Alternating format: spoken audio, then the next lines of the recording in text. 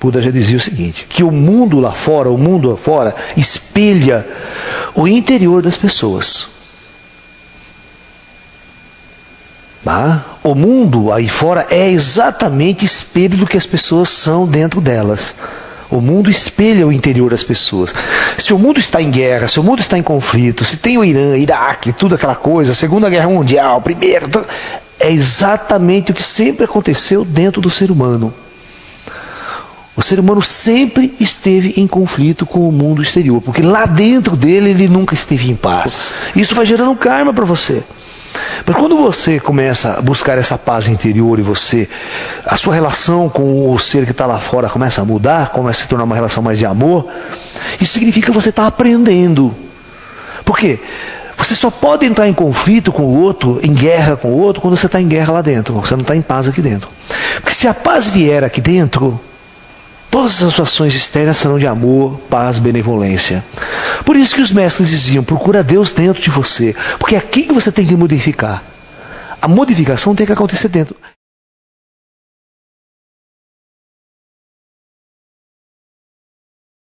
Ok, muito boa noite a todos. Dando sequência, então, ao nosso ciclo de conferências em nosso espaço Caminho da Luz, né, aqui na cidade de Limeira. Hoje o tema que nós escolhemos é sobre a paz interior. É aquela velha pergunta de sempre, por que eu não tenho paz? Né? Por que o mundo não vive em paz? Por que o mundo está sempre em conflito, sempre em guerras? Guerras ideológicas, guerras religiosas, conflitos étnicos e assim por diante. E as pessoas comuns também que não estão em guerras institucionalizadas, porque elas reclamam profundamente que suas vidas não têm paz. Eu conheço pessoas riquíssimas, milionárias, que a sua vida era um inferno. Então vamos tentar entender isso, vamos tentar chegar no cerne dessa questão e vamos ver por que a natureza das pessoas, por que as pessoas vivem num universo onde elas não vivem em paz, onde elas não têm paz. Ok? Tudo bem. Como que é o dia a dia do ser humano hoje, né? Como que é o dia a dia de um ser humano que nós chamamos de normal, né? E que na verdade eu chamo de normótico. Normótico, ou seja, é o doente, é o neurótico, né? O normal é normótico do meu ponto de vista. Tudo bem. As pessoas, desde muito cedo, a cultura que as pessoas vivenciam, elas adquirem uma cultura na sociedade, que é a cultura do dinheiro, é a cultura da matéria. As pessoas só são valorizadas na nossa sociedade, aqui ocidental, ou em qualquer parte do mundo hoje, não importa a sociedade, mas a sociedade mesmo, nossa, aqui onde nós vivemos, que eu estou fazendo essa palestra para brasileiros, né? As pessoas vivem a matéria, elas vivem atrás do dinheiro, elas trabalham o dia todo para conquistar dinheiro. Você é valorizado nessa nossa sociedade pelo que você tem e não pelo que você é. Se você desfila com um carro chique, importado, bonito, todo mundo... Se você veste uma roupa razoável, a hora que você entra em qualquer lugar, todo mundo te paparica, todo mundo te coloca num pedestal. Se você é um indivíduo cheio de rótulos, professor, doutor, médico, todo mundo te coloca ali. É. Só que 90% da população é aquela população pobre, é aquela população miserável, aquela população escrava, operária, que vive completamente distante de todos esses valores materiais, né? E as pessoas, elas nessa sociedade, a sociedade disse o seguinte para elas: para que você seja um ser realizado, essa sociedade que está aí, né? Um ser realizado, o que você tem que ter? Você tem que ter, né? Sucesso, né? Fama e poder, tá? E sucesso, fama e poder está intimamente ligado com muito dinheiro. Né? Esta sociedade é uma sociedade de androides, onde o indivíduo acorda 6 horas da manhã, quando muito não acorda 5 horas da manhã, vai para um trabalho estressante, fica o dia inteiro, você já foi em linha de produção, filma com linha de produção, os caras estão ali naquelas máquinas, passam o pé, o dia inteiro naquela vida de robô, de androide. Aí 6 horas da tarde, né, às 18 horas, o indivíduo volta para casa moído, cansado, arrasado. Aí ele chega na casa dele, tem todos os problemas de uma família, criança, filho, salário, dinheiro que não dá para pagar. Todas as frustrações surgem. Aí o indivíduo tem paz. Como é que a paz pode surgir num contexto desse? Né?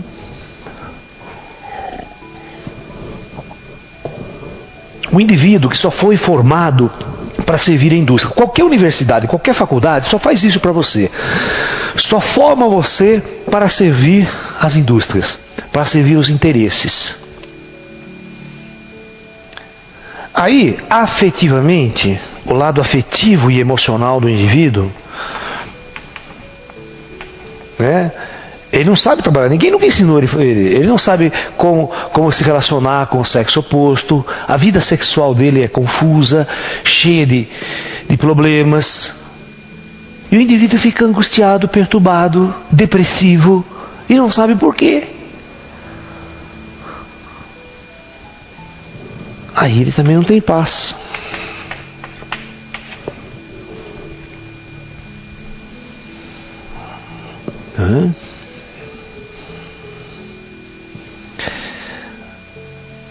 A sociedade de hoje, quem mora em São Paulo, levanta e pega aquele trânsito maravilhoso, congestionado a marginal inteira, todo mundo buzinando na tua orelha, e não anda, você é atrasado, você o indivíduo começa a ficar naquele estresse, naquele nervo, naquela tensão, que ele precisa chegar, que ele precisa ganhar, que ele precisa vencer, que ele precisa ter um negócio para essa vida, está tudo parado, atrasado, e ele essa neurose vai levá-lo diariamente a um estresse. Por isso que a doença moderna é estresse. Estresse é doença moderna. E as pessoas se esquecem que o indivíduo precisa ser feliz, que ele precisa ter um equilíbrio interior, que ele precisa encontrar a sua alma, o seu espírito perdido. Então, numa sociedade como hoje, ela está mais fadada à Terceira Guerra Mundial, ao holocausto nuclear, do que uma revolução da paz, movimento pela paz, sabe? Não vai existir, porque o conflito do homem não foi resolvido ainda. As pessoas são infelizes, porque é muito difícil as pessoas conquistarem ou realizarem uma transformação real e interna dentro delas. Então, na verdade, se nós formos fazer um resumo do porquê o ser humano não tem paz, porque não adianta a gente discutir a paz. Nós temos que discutir exatamente o porquê que as pessoas não estão em paz. E se a gente conserta isso, a paz acontece, ela brota de dentro das pessoas. Então, o ser humano, ele tem uma coisa que nós chamamos de podemos dividir o ser humano em 4 partes aqui, para a gente poder estudar. Nós temos o corpo, a parte física, nós temos a mente, né? Nós temos a área emocional, vamos dizer assim, né? E nós temos a parte espiritual do ser. Ok? Na nossa sociedade, o corpo do ser humano é tratado como uma máquina. Tá? Então, a única coisa que importa é o rendimento. Então, o indivíduo vai nas academias para melhorar o seu rendimento, a sua performance no trabalho, então, ele tem que render, produzir, fazer, acontecer. Então, é uma máquina. A mente é conhecida como o ego da pessoa, né? O eu da pessoa, esse euzinho pequeno, o eu inferior. E esse ego e esse eu não passa da sua cultura. Você é exatamente tudo aquilo que você aprendeu dos seus pais, da sua mãe. Você é a cultura. Está me entendendo? Essa formação da sua personalidade, da sua cultura, vai dizer para onde você vai. Sua mente que vai dar ordem para você fazer isso, fazer aquilo, se comportar desse jeito, daquele. Entendeu? Não se esqueça, esse é seu ego. É a sua cultura, a sua personalidade. Tudo aquilo que você aprendeu e se formou para ser. Vamos supor que você se formou para ser médico. Então você vai ser médico. Você vai viver médico 24 horas por dia. Você pensa como médico. Tá? Muito bem. E aqui você vai ver que como as culturas são muito diferentes, vai estabelecer-se o conflito. É inevitável o conflito de interesses. Tá? O emocional é toda aquela área sua afetiva, emocional, sexual, tudo que você sonha, tudo que você sente, tudo que você imagina, tudo que você sente de alegria, tristeza, angústia, tá? Essa é a área emocional. Essa daqui, na maior parte dos seres humanos, é uma bagunça. O ser humano não sabe trabalhar com isso. Porque ele nunca foi treinado para trabalhar o seu emocional, nenhuma escola. Por isso ele vai ser doente mesmo. Nunca ninguém trabalhou essa parte, ensinou nada. Ele tem que aprender sozinho. E, claro, vai dar milhões de cabeçadas, entendeu? Então aqui, o ser humano é um poço de doença mental e psicológica.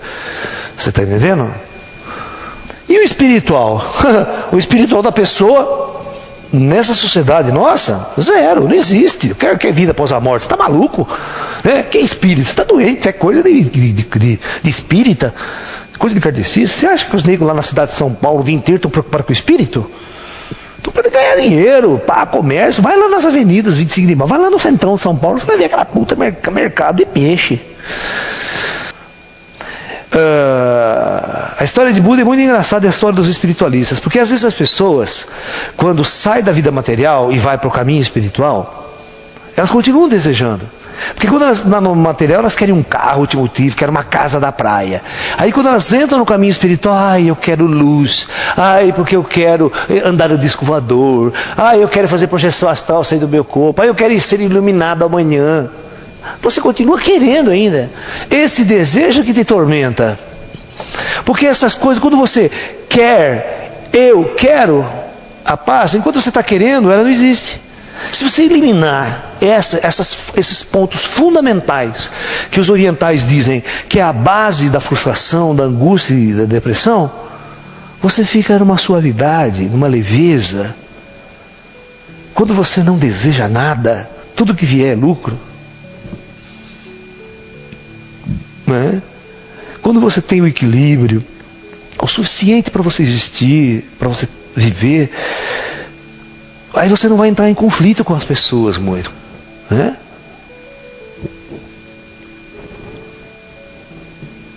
Então, é esse o aspecto.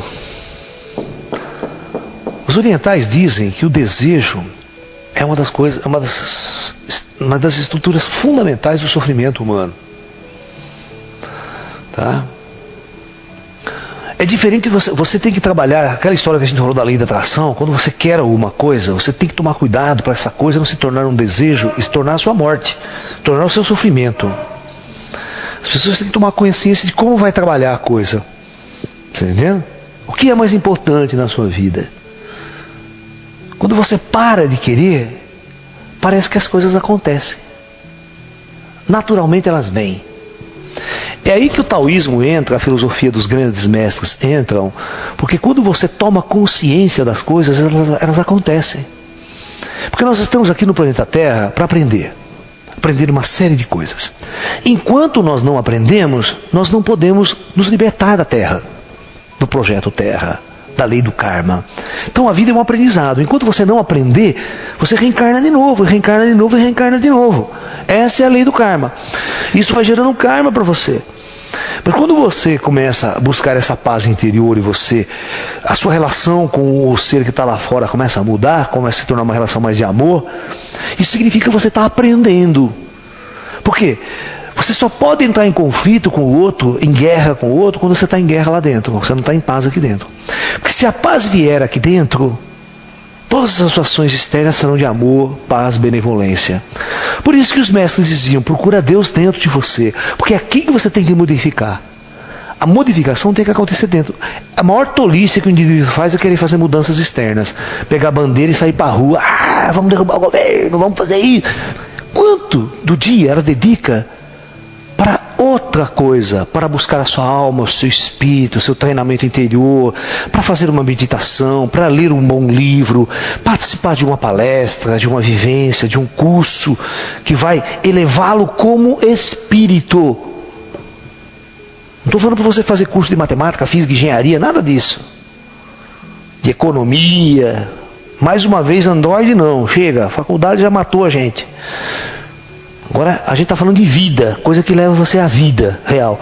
Então essa mudança de foco é mudar a sua mente. A sua mente, ela tem que ter uma nova filosofia de vida.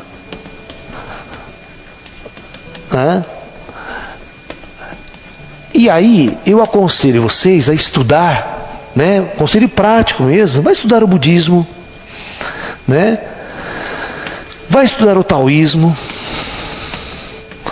né? Vai estudar o que é o Zen. Começa a ler um bom livro, fazer um curso nessa área. Quem está dando uma palestra, vai atrás, começa a procurar esse lado. Você vai ver que esses grandes mestres do passado vão te mostrar outras direções, outro foco, que é um foco mais interior, mais espiritual, mais transcendente. Vai mostrar que o universo e a vida tem muitas outras coisas que você jamais pensou, se dedicou para esse fim. Seu primeiro passo, vai estudar, leia, compre livros, invista no seu conhecimento agora espiritual, filosófico, muda o seu foco. E para mudar a sua mente, você tem que mudar os valores, e a filosofia é um bom caminho para mudar os valores. Tá? Isso é muito importante, muito, muito, muito, muito importante. Com isso, você começa a mudar o seu ego. Mudar o seu ego. Ou seja, você começa a matá-lo, né? Você começa a tirar o lixo cultural que colocaram na sua mente. Você começa um processo que nós chamamos de desprogramação do androide. Aqui nós vamos desprogramar, né? Lembra aquele cara que chegava fim de semana, ele ia fazer hora extra no banco, né? Trabalhar de sábado e domingo, que nem um louco. Eu conheço gente que faz isso até hoje. Pega serviço e fica trabalhando de sábado, domingo, de noite, até 2 horas da manhã, 3 horas da manhã, pavara a noite trabalhando. Falei, pra quê? Aí você vai começar a ver que negócio aí, chegar no fim de semana, vamos para a praia, curtir, vamos meditar, vamos para as montanhas, vamos sair fora, esquece esse mundo que está aí, vamos mudar o foco. Né?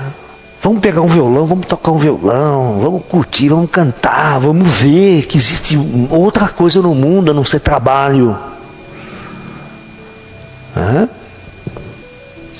Então, desprogramar. Você começa a mudar o foco da tua energia, da tua vida.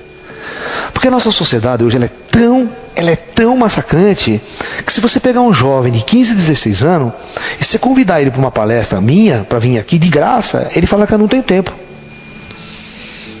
O que interessa mesmo, que seria o trabalho com o seu interior, com o teu ser, com o teu espírito, não existe tempo. Eu não tenho tempo para isso, e isso não é prioridade na vida dele, nunca vai ser na vida das pessoas. Ou seja, o ensinamento de Buda, de Jesus, de Cristo, não é prioridade na vida de ninguém. Mesmo aquele católico que se diz católico, ele vai na igreja uma vez por semana, né? 1 hora só, e acho que já fez o exercício espiritual dele, né? E continua sendo o androide de sempre, trabalhando que nem um louco. Né? Então, é preciso desprogramar. Aprender um novo processo. Aí você muda o teu ego. Isso é muito importante. Você precisa começar, né? O caminho espiritual significa voltar mais para o si mesmo. Ok? Você precisa começar a parar para voltar, fazer coisa para si, não coisa para os outros. Quando você está numa empresa, você está trabalhando para os outros, ou trabalhando para o teu patrão. A única coisa que você tem lá é um salário. Mas o que você está produzindo, o que você está fazendo com suas mãos, com sua mente, com sua cabeça, é sempre para o mundo externo. Você vai dedicar uma energia agora, um tempo muito importante da sua vida para você. Você vai fazer coisas para você. E você tem que achar esse tempo. Tá? Isso é muito importante. Se você não achar esse tempo, você vai continuar sendo consumido pelos valores da sociedade. Você é consumido pelo trabalho, pela sua empresa, consumido pelo seu emprego, pelos seus desejos. Você é consumido pelo seu desejo. Tá?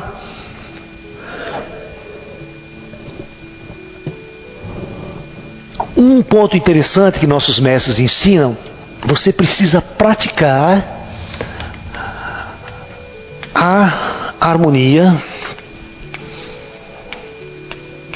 com a natureza. Isso é imprescindível. Ou seja, você precisa aprender que tem estrela no céu. O cara que fica em São Paulo a semana inteira, ele não sabe o que é estrela.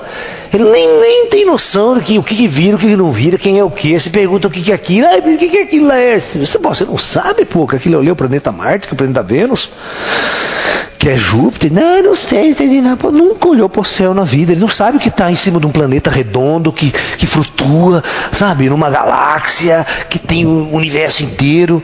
Ele não sabe que tem o oceano que vibra, que é essa cor monstruosidade. Ele não fica olhando o pôr do sol todos os dias, caindo no horizonte, meditando sobre aquela coisa fantástica. Ele não sabe o que é uma cachoeira, o que é um riacho, o que são as plantas crescendo, os animais vivendo, os pássaros cantando. Porque ele está na selva de pedra, voltado no mundo. Então, o que o Tai Chi Chuan fala, o que os mestres taoístas falam? Que o primeiro passo, o homem precisa entrar em equilíbrio, em harmonia com o fluxo da natureza. Ele precisa entrar em harmonia com o Tao. Tao é como tudo flui. O fato do homem estar fora da natureza, numa selva de pedra, fez com que ele perdesse contato com o Tao. Ele perdeu contato com a natureza, com a sua natureza, com o seu fluxo, com a harmonia com as plantas, com os animais. Tá? Ele precisa voltar a esse equilíbrio. E a natureza, o contato com a natureza é uma das coisas mais importantes no processo espiritual, no processo de adquirir paz interior.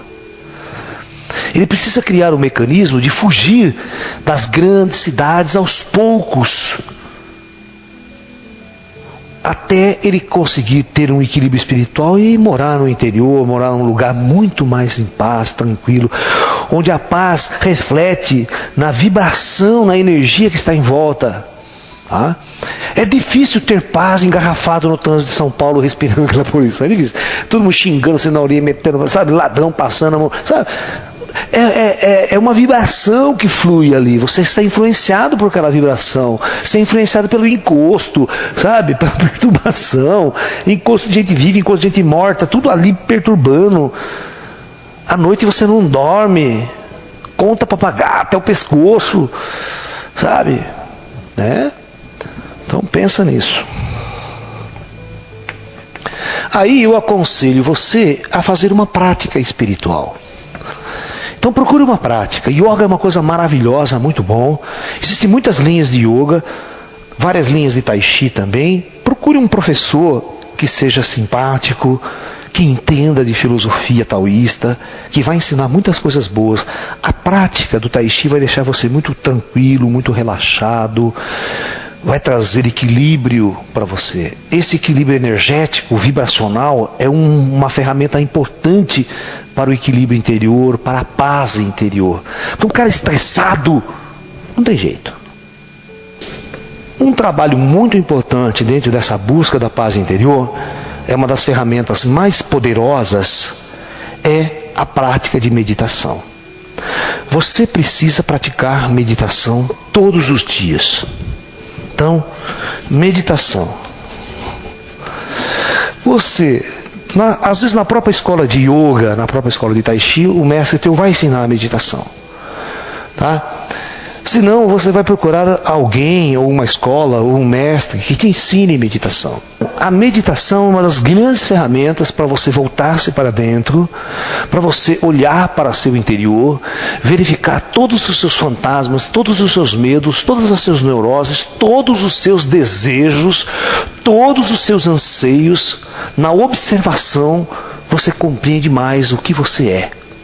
E a filosofia vai ajudar você a moldar esse novo ser.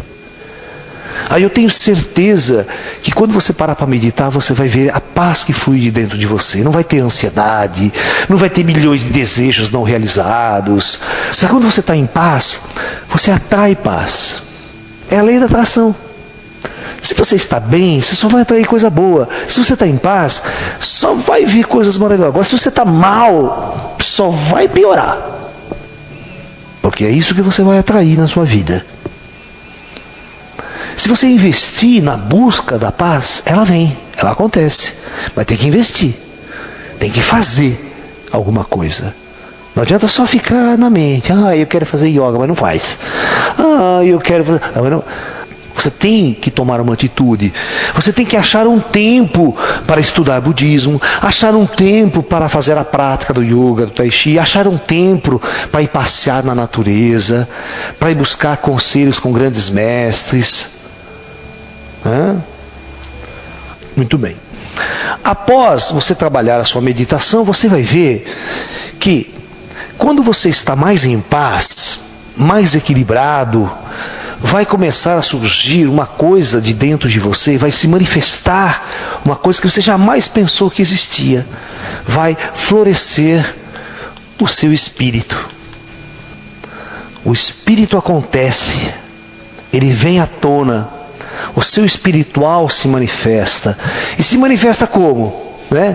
Você começa a ter as experiências que seu espírito, você pode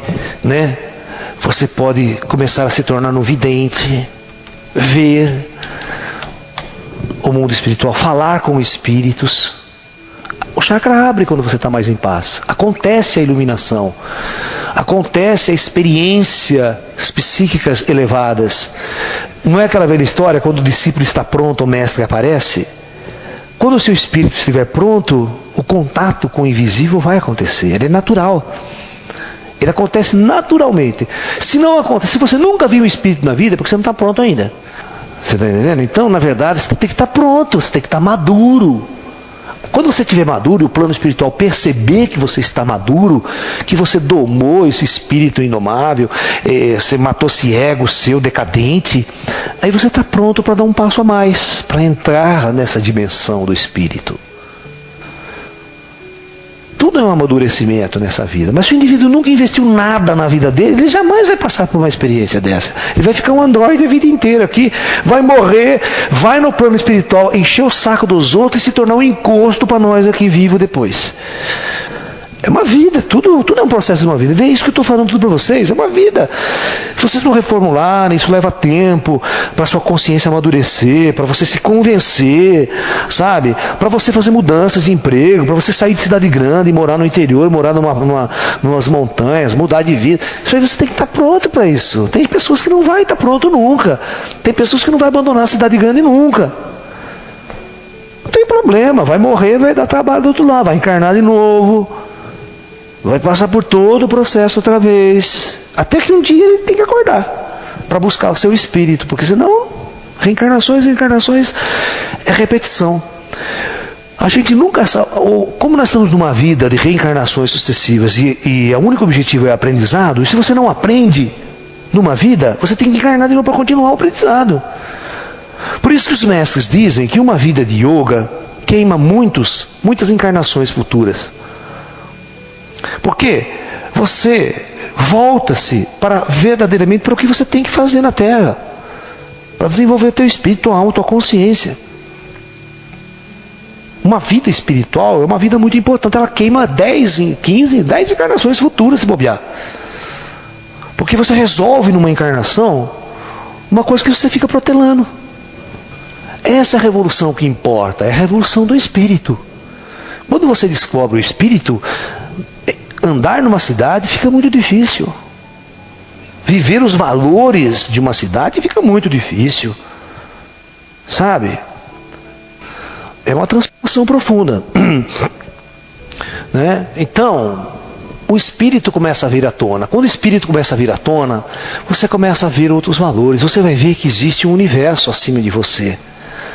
Né? Acontecendo agora. Você vai ver que tem ET no universo. Tem disco voador, tá tão o universo inteiro aí.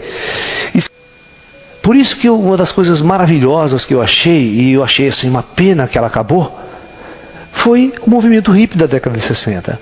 Foi uma das coisas mais maravilhosas no sentido de chutar o pau da barraca da sociedade, cara. Nós temos que fazer uma nova revolução hippie no terceiro milênio, mas uma revolução sem droga, sem essa doença. Nós vamos fazer uma revolução do espírito. Nós vamos começar a largar as grandes cidades, abandonar esses grandes centros urbanos que estão decadentes e vamos para uma nova revolução hippie, mas o hippie do terceiro milênio. E o foco não vai ser o rock and roll. O foco vai ser o espírito. Aí você vai ver como é que a coisa começa a dar certo. Entendeu?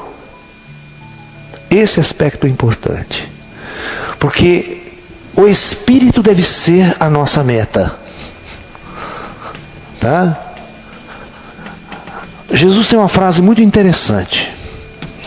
Procurai o reino de Deus em primeiro lugar na sua vida. Essa deve ser a sua meta. Naturalmente, todas as coisas que você realmente precisa serão acrescentadas naturalmente. Você tem que acreditar nisso. Porque tem muitas pessoas que falam, se eu largar aqui, eu vou viver do quê? Vou comer o quê? Eu falo, porra, meu, para, cara, você nem fez a mudança ainda. Você é burro, você acha que você vai morrer de fome, cara? Você tem talento. Você tem 1 milhão de coisas que você pode fazer. É só você ter consciência e botar em funcionamento. Tem que botar para funcionar. Senão você vai morrer de fome mesmo, né? Você pode viver de uma forma voltada para o espírito, ter o seu sustento, ter o seu equilíbrio e conquistar a paz. Se isso não fosse possível, Buda não teria dado os conselhos, Jesus não teria dado o conselho. Porque é possível sim, no mundo de hoje, e é possível agora. Só que você tem que começar a fazer agora esse movimento. Não deixa para o ano que vem, depois do carnaval, depois do Natal, não, tá? O brasileiro é típico de querer fazer mudanças. Ano que vem eu faço. Depois que eu receber o 13º eu compro. Depois do carnaval a gente resolve, né? Não, você tem que fazer agora. É agora que você tem que começar. As pessoas precisam tirar a bunda da sua casa, da sua cadeira, do seu escritório e peregrinar aonde está a luz, aonde está o mestre, aonde está o orientador. Por que as pessoas peregrinam para a Índia, vão no Sai Baba, vão no Osho, vão no caminho de Compostela, né? E vão não sei para onde, vão peregrinar, vão buscar o que precisa ir. Porque você precisa de um contato com o teu espírito. Você precisa buscar aonde está o ensinamento. E o ensinamento não está na porta da tua casa. Você tem que peregrinar em busca. Tá? Esse é parte do seu esforço, é parte do seu trabalho. Se você levanta todo dia às 6 horas da manhã e trabalha que nem um maluco o dia inteiro, por que você não pode ir buscar o conhecimento? Mas é longe, não, tá lá. Então fique aí. Na Índia, na China, os grandes mestres, sabe o que eles faziam? Subiam nas montanhas e ficavam lá no mosteiro. Você pensa que ele ia pregar na cidade lá e bater na porta da sua casa, que nem testemunho de Jeová? Não ia não. Quer conhecimento? Vai lá, bate na porta da casa dele. Se ele tiver fim de te receber, ele recebe. Senão, também você fica lá na porta, tomando chuva. O mestre Zerreiro é fogo.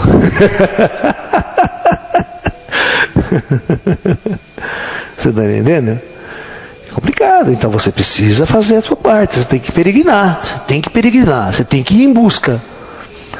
Se você buscar, hoje no mundo globalizado, tem muito material para você estudar, tem muita informação e tem muitos caminhos para você seguir.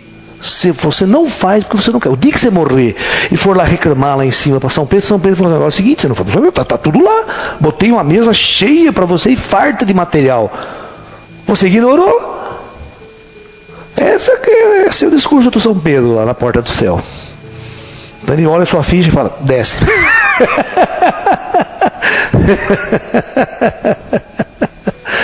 Mas não adianta você falar que não sabia, porque hoje em dia todo mundo sabe.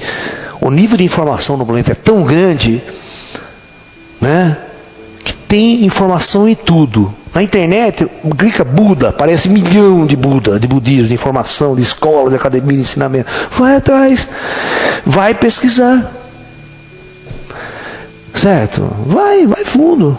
Faça uma transformação, não tenha medo. A paz só pode vir com transformação. O Buda tem uma frase assim: não existe crescimento sem transformação. Podemos acrescentar uma nova frase: não há paz sem transformação, sem mudanças. Você precisa transformar sua vida. Aí a paz acontece. Porque a paz, ela é um estado de consciência do ser. Não é uma coisa que você compra em supermercado. Não adianta você ter $1 milhão, você não compra a paz. A paz é uma conquista pessoal, é uma conquista interior. Então é muito importante isso tudo. Então, vamos encerrar a nossa palestra dizendo assim para vocês: a paz, você conquista ela.